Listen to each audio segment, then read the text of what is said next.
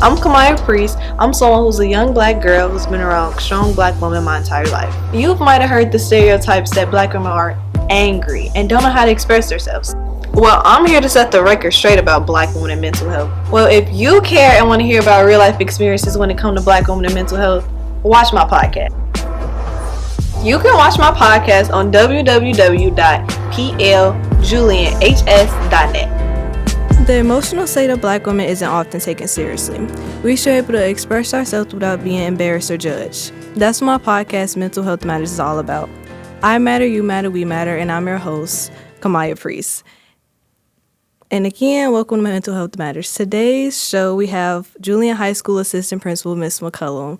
And today we're going to talk about how she's able to balance her mental health while carrying the weight of her job.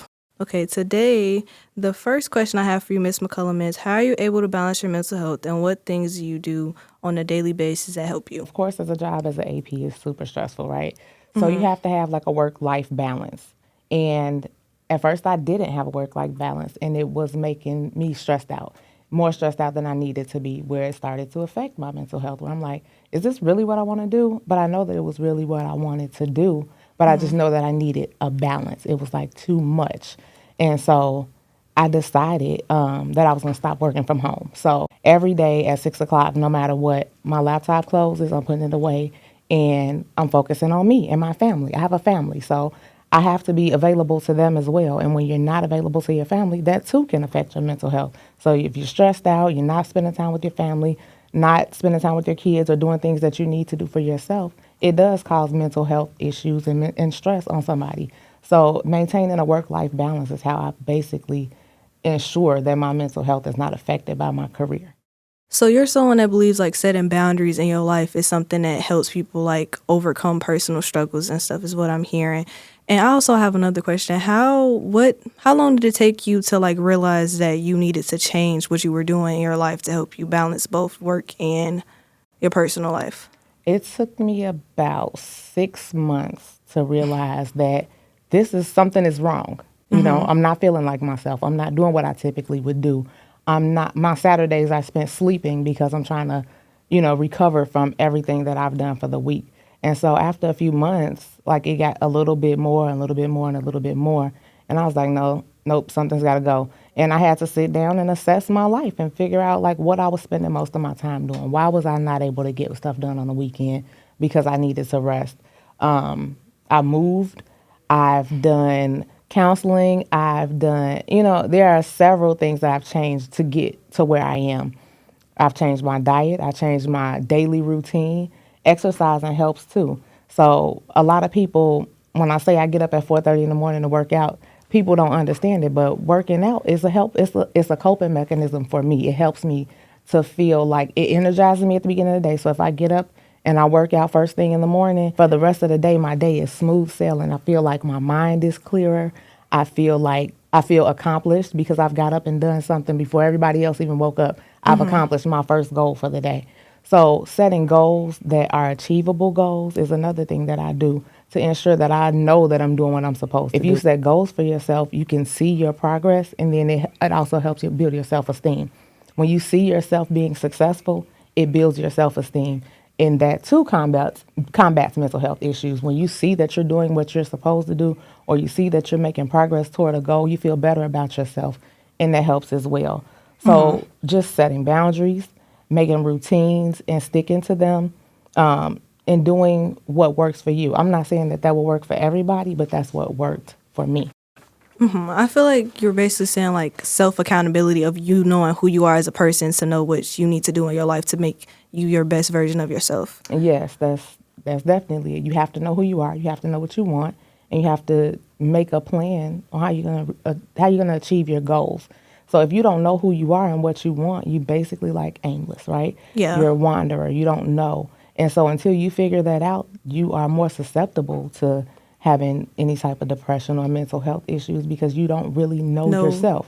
Yeah. I've had a long time to get to know myself, over 40. But, once you figure out who you are. And what you want to do, it make it easier to know what you need to do to be the best version of you. That's exactly it. That's exactly it. Okay, the next question is, do you feel like in your field of work, you're able to be open and honest about your mental health and like the effects of like how it play in your life? I definitely do. Here, I feel that way here, in this particular school, in this particular role. But I have not always felt that way. I've been in environments where I didn't feel like I could be open about what was going on with me, or people wouldn't understand what was going on with me.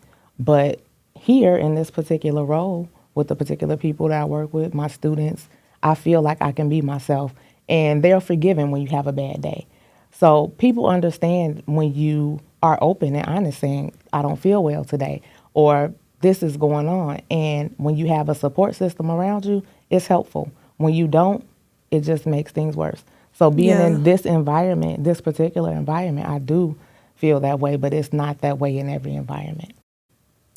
I'm actually not surprised to hear you say that, but like most people, like having like such a high title, like as a assistant principal, they don't feel like I can walk like, oh, I'm having a bad day. Because even myself personally, like I didn't actually like, how you doing, AP? And he was like, I'm okay. Sometimes you be like, oh, da da da. Like I'm glad that you're able to be open and honest with your students and your staff about your mental health. Because like personally, sometimes I feel like it's a not mechanism to just be like, oh, I'm fine, I'm good. Like before you even like, you could be having the worst day of your life, but you're gonna tell somebody, oh, I'm fine, I'm good.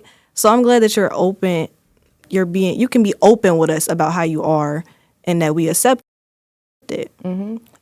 Again, it's because I feel comfortable with you all, my students, with my teachers, my security, like everybody in this building. I feel like I'm comfortable enough to say I'm not having a good day. And somebody might just be like, oh, sorry. Somebody else might offer help or say, is there something I can do, to make your day better? Even Fisher would be like, oh, you having a bad day? He'll bring me a bag of chips because he knows that's what I like. But I'm surrounded with people who have gotten to know me. You as a person, know what the stuff you like to bring you comfort. Yep. Okay. Do you feel like it's a disconnect between like the generations when it comes to mental health? Because you're someone that was once in my shoes as a student, and now you're an assistant principal. I don't know that it's generational. I think that it's more, some people just don't feel like mental health is a thing, or it's compartmentalized. And I don't think it's generational. I think it differs from person to person. Like some people are like, oh, I'm not an emotional person, so they don't have that expressing themselves like they do that on a daily basis right thing. They can't really express, or they don't understand when somebody else expresses it to them. So when, like, some people, you'll be like, I'm having a bad day. They're like, everybody has bad days, and that's it.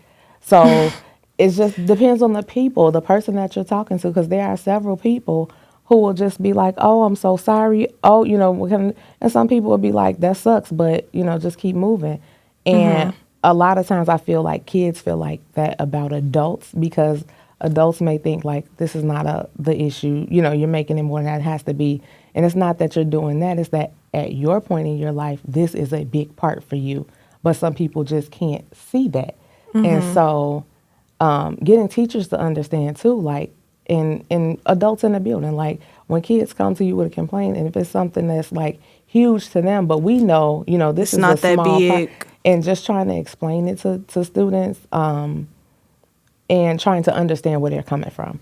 So like even with me, if I break, it might be a big thing to me, but to somebody else, they're like, it's not a nail. that big. Yeah, and so just different people's point of views, I feel like, may be what influences it more than generational. I feel like I understand what you're saying, because I even had a conversation with Mr. Spalding before, and he was like, oh, I feel like some people use like mental health as a scapegoat. And like I was like, okay, I can agree, but I can disagree, because I feel like some people do use mental health as like a way to like do not bad stuff, but like non-positive things in the world, and just be like, oh, I'm sad. So I understand what you mean. Like it all depends on the person. And if they're abusing it too. There's some people who just use it as a tool or a reason for their poor behavior. Like, that's not a reason for your poor behavior.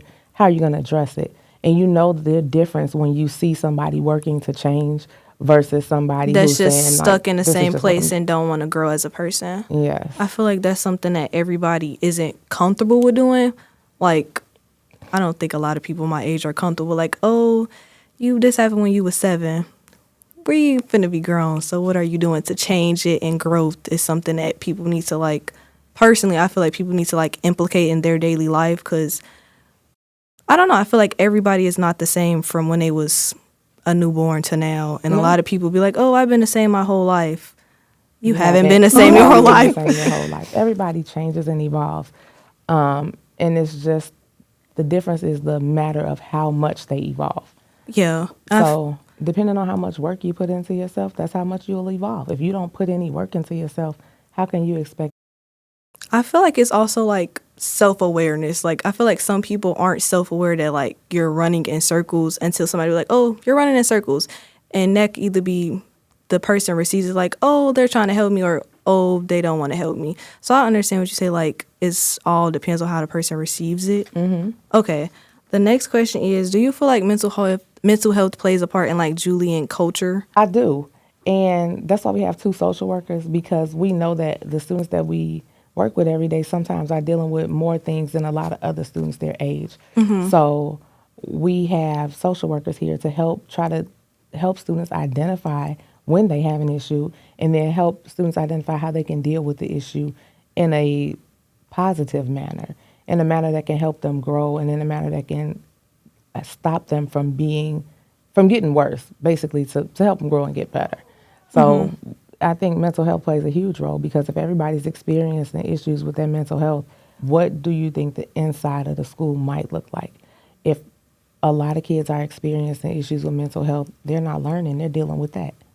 So we're trying to combat it at the front end by offering them those services and giving those students resources so that they can be successful. So do you feel like all resources at Julian itself are like being utilized? Because I know I've been going here for 4 years, so like I've talked to the social worker, I've had bad days.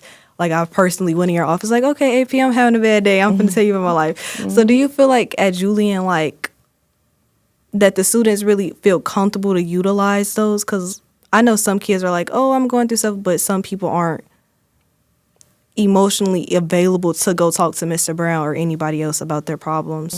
And I feel like that won't change until they actually try it, because or other students share positive experiences.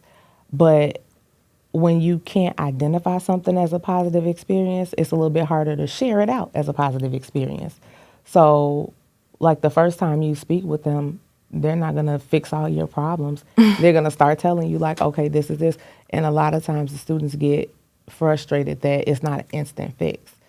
And so realizing that it's not going to be an instant fix, but to stick with it would be helpful.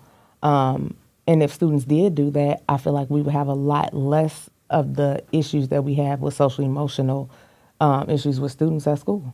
Thank you for tuning in and listening to Mental Health Matters. And thank you to my AP, Miss McCullum, for coming to my podcast as my guest. I'm your host, Kamya Priest, and next time on Mental Health Matters, we'll talk about more real-life experiences when it comes to Black women and mental health. Until next time.